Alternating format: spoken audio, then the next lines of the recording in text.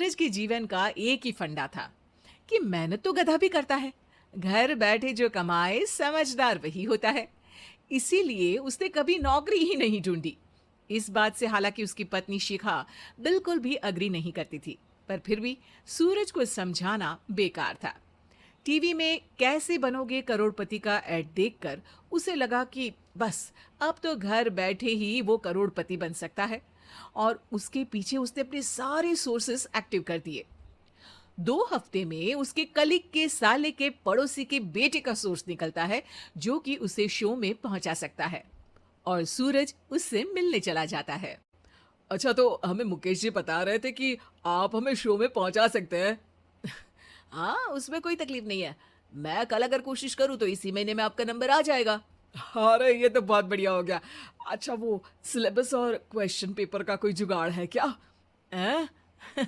उसका तो कोई जुगाड़ नहीं है। तो वो वाकई में कुछ भी पूछ सकते हैं? हाँ, वो तो बच्चन जी पर है, जो पढ़ते हैं वो पूछ लेते हैं। पहली कोशिश फेल होने पर अब सूरज के सामने एक बहुत बड़ा सवाल था कि आखिर जवाब कहाँ से लाए। तब शिखा ने एक सजेशन दिया, क्यों ना सूरज अपने चचेरे भाई सुमित से मदद मांगे, जो कि यूपीएससी की तैयारी कर रहा था। हालांकि इतनी मेहनत करना सूरज को समझ में नहीं आता था, पर कोई और रास्ता ना मिलने पर वो आखिर सुमित से बात करता है। अरे सुमित, हमारा कैसे बनोगे करोड़पति के लिए सिलेक्शन होने वाला है। तुम हमें थोड़े चिट बनाने में मदद करोगे क्या? अरे भैया, चिट बनाए तो सालों हो गए, उसमें हमारा एक्सपर्टीज नहीं है। बल्कि आप बोलो तो हम आपकी पढ़ने में जरूर मदद कर सकते हैं। हट, कैसी अनाप शराब बातें कर रहा है तू। सूरज ने सुमित को मना तो कर दिया था, पर तैयारी करने के सिवाय कोई चारा उसे दिख भी नहीं रहा था। खासकर जब 12 के पेपर लीक करने के एक्सपर्ट शुक्ला जो भी हाथ जोड़ लेते हैं। आखिर सूरज को सुमित के पास जाना ही पड़ा, और उसने सुमित और शिखा से वादा किया कि वो बहुत मेहनत करेगा।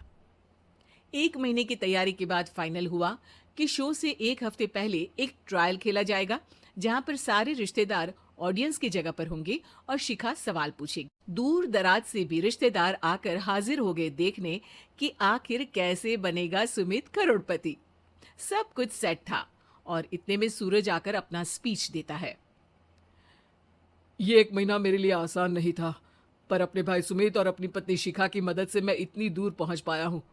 मेरे मम्मी पापा के आशीर्वाद ने भी बहुत साथ दिया है मेरा।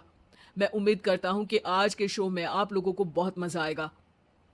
साक्षी पहला सवाल पूछती है, और पूरे कमरे में सन्नाटा छा जाता है। इंडिया में कितने स्टेट्स हैं? 3, सॉलिड, लिक्विड और गैस। अरे रुकिए, तो ऑप्शंस तो देने दीजिए। इतने में 5वीं कक्षा का चिंटू बोल उठता है। अरे क्या मामा, आप तो पहले सवाल पर ही आउट हो गए। अरे बेटा, पहला सवाल तो ट्रायल होता है ना। अरे तुम अब देखना। देखने जैसी बात तो थी ही। सूरज को इतना शांत किसी ने नहीं देखा था। कभी कभी तो लगता था मानो सूरज आंख खोलकर ही सो गया हो। मामा जल्दी करो प्लीज, कल सुबह पनवेल भी तो निकलना है। अरे हट, कंसंट्रेट करने दे मुझे। 3 सवाल में 3 लाइफलाइन खत्म हो चुकी थी, और अब चौथे सवाल पर भी सूरज का मौन नहीं टूटा। पर सूरज अभी भी हार मानने को तैयार नहीं था। उधर हर कोई सूरज को छोड़ सुमित को देख रहे थे। आखिर सुमित ने ही तो पढ़ाया था सूरज को। गजब बेइज्जती है यार। अरे बेटा, तो बाप का, दादा का, भाई का, सबका नाम बुड़वाएगा। अरे 3 लाइफ लाइन ले ली तो भी तेरा कुछ नहीं होना है। अरे कोई इतनी बात करता है क्या शो पर? अरे बेटा, शो पर तेरे जैसे भी तो नहीं आते ना। सूरज की ये जंग आखिर 1 घंटे बाद 5वें सवाल पर खत्म हो गई, जब उसने इंडिया के नेशनल बर्ड का नाम कहा, कौवा। अरे बेटा, मजा तो बहुत आया, बस थोड़ा टाइम पर खत्म होता तो आनंद भी आ जाता।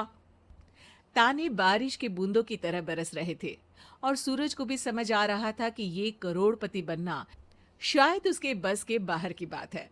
पर वो आखिर ये बात मान कैसे लेता?